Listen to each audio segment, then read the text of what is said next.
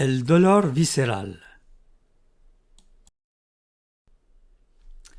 El estudio de Mayer describe los campos receptivos del dolor visceral a través de los nervios vagos, de las porciones laringofaríngeas y torácica del campo receptivo vagal, que son responsables del dolor orofacial. Según Krishna y Harrison, existen procesos mentales que permiten un control homeostático interno a través de las vías interoceptivas de las funciones cerebrales.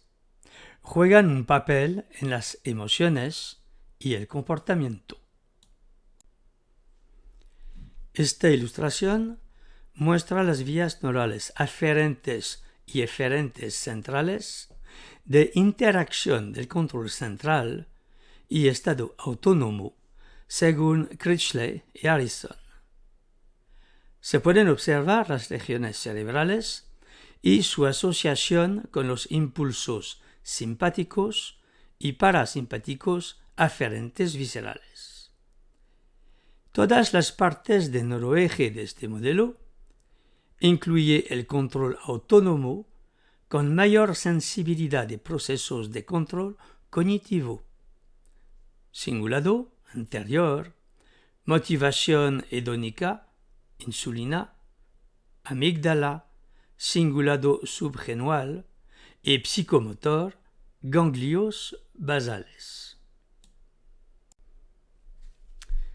Estas fotografías son neuroimágenes de IRM, demostrando el impacto de la inflamación periférica en la activación, cognición y emoción del cerebro humano, según Krishna y Harrison. La mayor reactividad se asigna a las vías aferentes viscerales centrales.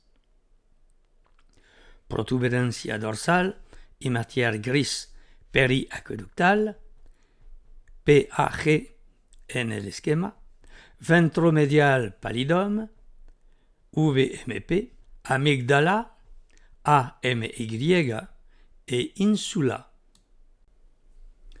Lucarini et al. Han estudiado la hipersensibilidad visceral. Es responsable de un dolor visceral persistente por plasticidad desadaptativa de los sistemas nerviosos entérico, periférico y central. Estas ilustraciones muestran los elementos del estudio de Lucarini et al., que estudiaron las alteraciones funcionales, la hipersensibilidad visceral y las morfológicas del intestino y del sistema nervioso en animales con dolor visceral persistente causado por el ácido 2,4-dinitrobenceno sulfónico, el DNBS. Muestra la evaluación histológica del daño crónico en diferentes momentos después de la inyección de ácido dinitrobenceno sulfónico, ADDS. Se pueden observar en A, la puntuación de daño microscópico, en B, la puntuación de daño microscópico, en C, imágenes representativas de secciones teñidas con hematoxilina y eosina de colon de espesor completo. La ampliación de original es de ratio por 5, columna izquierda, ratio 10 por la columna derecha. Cada valor representa la media más o menos la desviación estándar de 8 animales por grupo. Vermeulen et al. Han demostrado cambios neuroplásticos en el eje cerebro-intestino en caso de dolor abdominal crónico por sensibilización central. Este dibujo muestra un corte transverso de la médula espinal según Vermeulen et al. Las ramas centrales de las aferencias viscerales que inervan el tracto gastrointestinal inferior, viajan a través de los ganglios de la raíz dorsal y se proyectan hacia las neuronas de segundo orden en las láminas 1, 2, 5 y 10 de la sustancia gris espinal.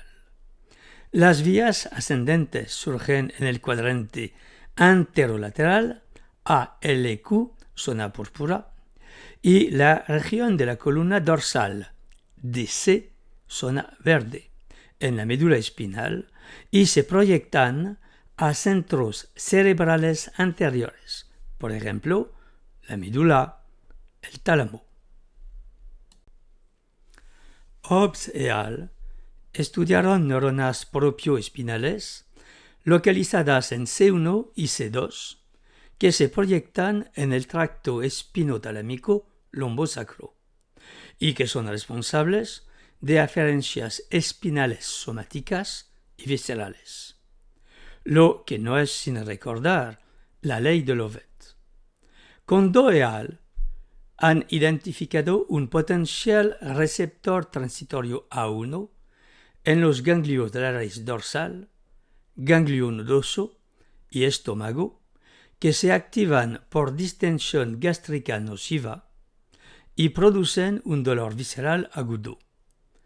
Según Janning, existen canales simpáticos pre- y postganglionares que tienen órganos dianas autónomos, viajando hasta el hipotálamo y el córtex, y responsable del dolor referido a la piel. Esta ilustración modificada de Melzack y Casey representa un diagrama esquemático de las estructuras cerebrales según Janning, cuyas actividades probablemente estén asociadas con el dolor.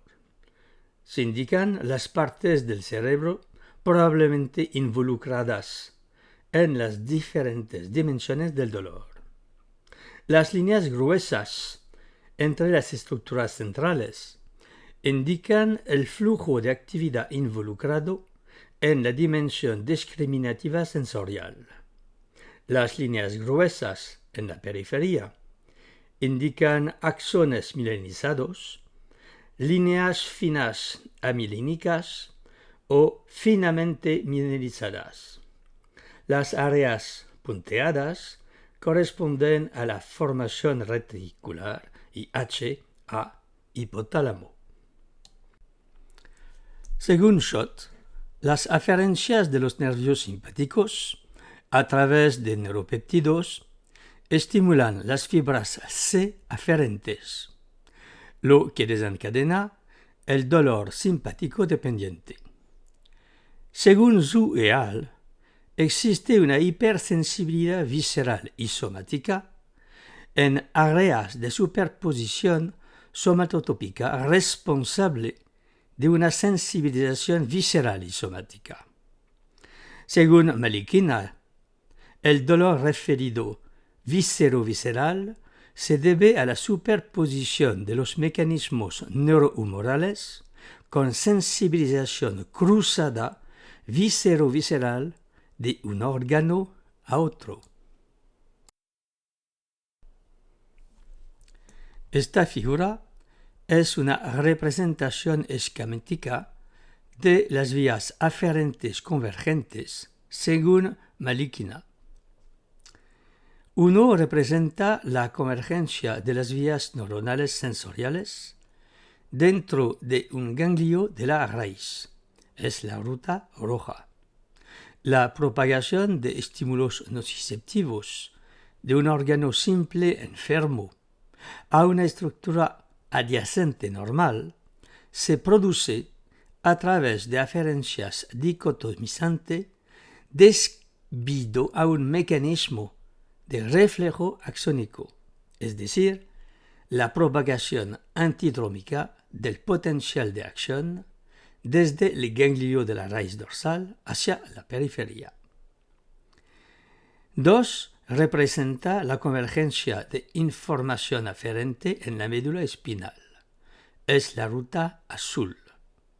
Existen reflejos de la raíz dorsal de conducción antidrómica a través de fibras sensoriales desde la médula espinal hacia la periferia. Tenga en cuenta que una neurona de salida pertenece a la población de neuronas intermediolaterales localizadas principalmente en las láminas 6 y 7 de la médula. 3. Representa la convergencia de entradas aferentes de dos órganos pélvicos diferentes en el cerebro. Es la ruta verde. Las neuronas convergentes dentro del ganglio de la raíz dorsal, en la médula espinal y en el cerebro se muestran con el símbolo de una estrella. La propagación ortodrómica del potencial de acción desde los órganos pélvicos hasta los puntos de convergencia se representa mediante líneas continuas y flechas en los colores respectivos para cada ruta. La propagación anterograda del potencial de acción desde el cerebro, la médula espinal y el ganglio de la raíz dorsal hacia la periferia se muestra mediante líneas de punto. Conclusiones osteopáticas en el dolor visceral.